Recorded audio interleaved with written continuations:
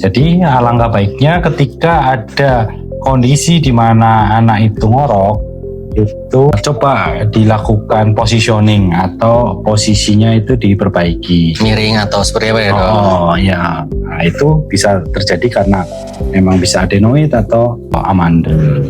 Nantinya seperti apa penanganannya? Penanganannya pertama periksakan dulu ke dokter spesialis THT. THT ya dok? Ya, Telinga, hidung, tenggorokan. Ya.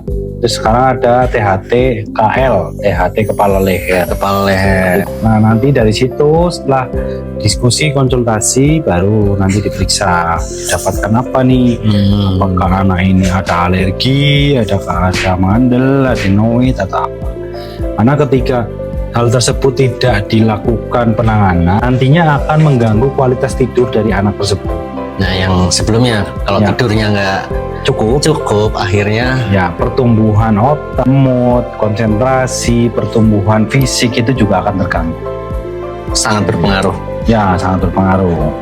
Jadi, selain posisi ketika tidur, itu juga harus dicari penyebab lain. Seperti anak itu juga nggak boleh kegemukan, Mas. Obesitas ya. Obesitas.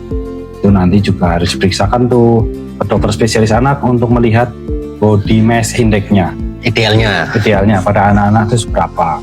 Nah, jangan juga terlalu kurus karena itu juga Nanti mungkin stunting. bisa stunting atau malnutrisi juga bisa. Di intinya walaupun dewasa atau anak-anak itu sama. Jadi Ya. kalau ngorok itu pasti ada gangguan. Nah makanya kita harus tahu penyebabnya. Bisa ke dokter, kalau anak-anak bisa ke dokter THT atau anak seperti itu. Oke. Masih ada yang bingung nanti bisa ditanyakan ya di kolom komentar.